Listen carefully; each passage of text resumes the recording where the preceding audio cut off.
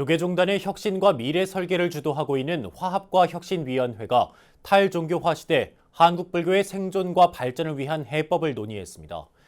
단일 행자교육원을 설립해 출가자 감소에 대처하고 간화선의 현대적 진화 등을 통해 조계종이 이른바 글로벌 명상종단으로 거듭나야 한다는 지적이 나와 주목받았습니다.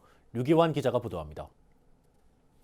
과연 100년 후에도 조계종이 살아남을 수 있을까?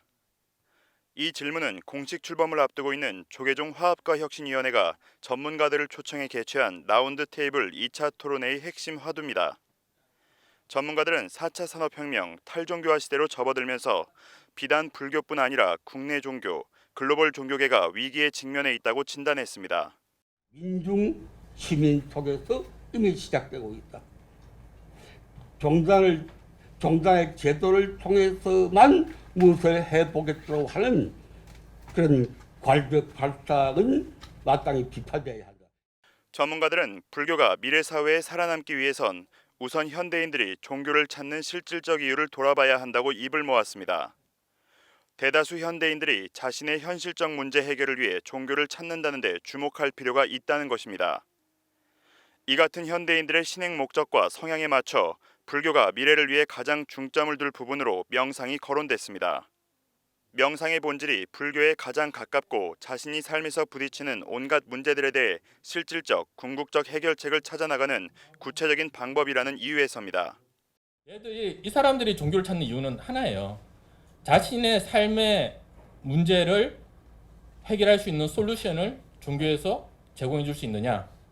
비단 그게 종교가 아니어도 상관이 없는 거죠. 어떤 명상 그룹이 될 수도 있고 어떤 마음운동 어떤 단체가 될 수도 있고. 전문가들은 불교 명상의 본질을 놓치지 않고 오롯이 전달하는 것을 조계종의 미래 핵심 과제 가운데 하나로 꼽았습니다. 그러면서 종단에서도 간화선 수행만 고집할 것이 아니라 글로벌 불교의 여러 수행법에 대해 개방적인 자세로 전환해야 한다고 지적했습니다. 그들이 이미 획득하고 있는 노하우를 굉장히 빨리 이렇게 좀 가져올 필요가 있고요. 그게 플러스 조계종 고유의 또 아이덴티티를 추가해서 이거를 현대적인 문법으로 어떻게 할 것이냐. 이와 함께 토론회에서는 한국 불교 발전을 위한 다양한 제언들이 오고 갔습니다. 전문가들은 불교계 출가자 감소에 대한 해법으로 단기 출가, 은퇴 출가 제도의 확대를 제시했습니다. 이제 단기 출가 제도를 갖다가 좀 활성화시키면은 진짜 스님으로서의 어떤 자질을 가지고 계신 분들, 그런 어떤 성품 가지고 계신 분들, 이런 분들이 한 2년, 3년, 1년 아니면 6개월이든지 들어와서 스님으로서 이제 그때는 행자도 아니고 이제 사민이도 아닙니다. 정식 스님 같이 이렇게 활동하시게 하고요. 또 단일 행자교육원 설립을 통해 출가자들을 대상으로 수행과 실무 중심 교육으로 전환하고 폐쇄적 문중 개념을 극복할 필요가 있다고 주장했습니다.